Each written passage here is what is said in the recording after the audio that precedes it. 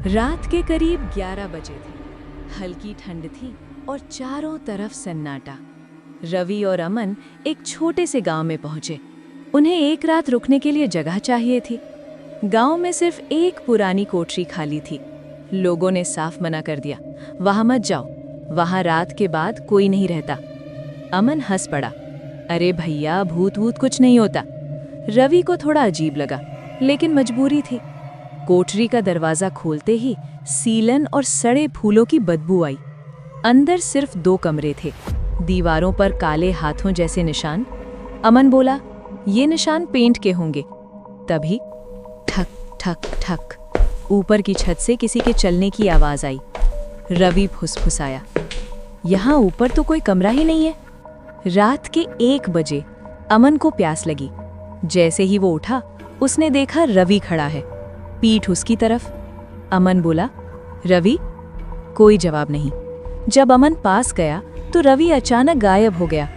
उसी पल कान के पास एक ठंडी सांस। वो मैं नहीं थी। अमन डर से चिल्ला नहीं पाया। रवि दूसरे कमरे में था, वो कांप रहा था। उसने बताया, अमन, मैंने अभी तुम्हें आईने के सामने खड़े देखा, लेकिन तुम्हारी आंखें नहीं थीं। दोनों समझ गए, यहाँ कुछ है। तभी आईने में एक औरत दिखी, सफेद साड़ी में, गर्दन टेढ़ी।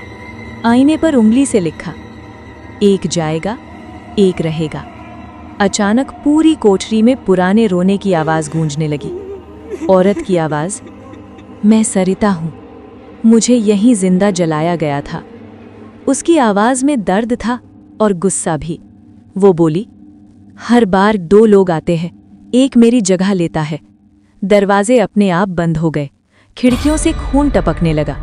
अमन चिल्लाया, मुझे नहीं मरना। भूत हंसी, मरना नहीं, बस यहीं रहना है। रवि ने अमन का हाथ पकड़ा और बोला, अगर एक को जाना है तो मैं रह जाता हूं। अमन की आंखों में आंसू थे। भूत ने रवि को छुआ, उसका शरीर ठंडा पड़ गया। अमन दरवाजे की तरफ भागा। दरवाजा खुल गया। पीछे से आवाज आई, अगली अमावस्या 2 और आएंगे। सुबह गांव वालों ने देखा, अमन अकेला सड़क पर बैठा था। वो बार बार बोल रहा था, रवि अभी अंदर है। जब लोग कोठरी पहुंचे, वहां सिर्फ आईने में एक नया चेहरा था, रवि, जिसकी आंखें काली थीं। आईने पर लिखा था, अब मैं सरिता हूं। कुछ जगहें यादें नहीं छोड़ती, लोग छोड़ देती हैं। रघु एक गरीब आदमी था और वो बाजार में खड़ा था। अरे, आज तो यहाँ बाजार में कोई काम नहीं मिल रहा, ना किसी के यहाँ मजदूरी का ही काम है। ऐसे कैसे काम चलेगा? ऐसे तो भूखे ही सोना पड़ेगा। अरे कालू, कहाँ जा रहे हो? अरे रघु, मैं तो दूसरे गांव जा रहा हूँ। यहाँ अपने गांव में आजकल काम ही नहीं मिलता। वहाँ एक बड़े जमींदार का घर बन रहा है, इसीलिए उसके यहाँ मजदूरों की ज़रूरत है। अरे वाह, फिर तो मैं भी साथ चलता हूँ। काम की मुझे भी बहुत ज़रूरत है, शायद दोनों का भला हो जाए। अच्छा, मगर पहले सुमन भाभी को जाकर खबर कर दो। दूसरे गांव जाकर मजदूरी करोगे तो कई दिन रुकना पड़ेगा। बिना बताए गए तो वो तुम्हें खूब भड़काएंगी। याद है ना, पिछली बार पूरे गांव के सामने तुम्हें कितना कूटा था? अरे चुप कर कालू, वो तो उसका प्यार जताने का तरीका है। रघु शर्माते हुए घर जाता है। अरे सुमन, सुनती हो?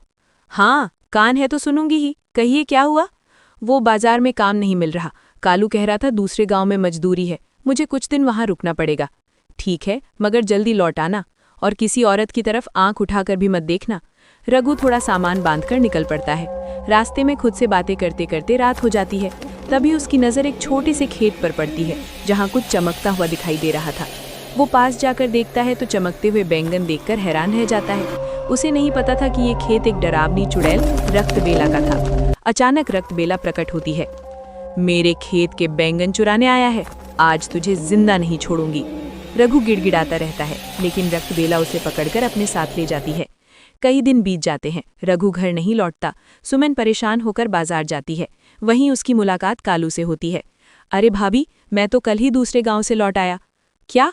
रघु तो वहां आया ही नहीं। ये सुनकर सुमन घबरा जाती है। दोनों मिलकर रघु को ढूंढने निकलते हैं।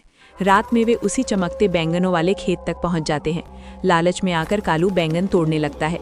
तभी रक्तबेला प्रकट होती है और दोनों को पकड़ लेती है। उन्हें एक अंधेरी झोपड़ी में ले जाया जाता है, जहां रघु पहले से बंधा होता है। रघु बताता है, इस चुड़ैल की सारी शक्ति इन लाल बैंगनों में है। तीनों मिलकर योजना बनाते हैं, जैसे ही रक्तबेला बैंगन पकाने जाती है, सुमन सारी बैंगन की सब्जी खा लेती है। अब सुमन को अपार शक्ति मिल जाती है। वो बाहर आकर रक्तबेला को उठाकर दूर फेंक देती है। अब बहुत हो गया तेरा आतंक। तीनों सुरक्षित अपने गांव लौट आते हैं। अगर कहानी अच्छी लगी हो तो लाइक करें, कमेंट करें, सब्सक्राइब करना ना भूलें। मिलते हैं अगले वीडियो में, तब तक के लिए स्वस्थ रहिए, मुस्कुराते रहिए। धन्यवाद।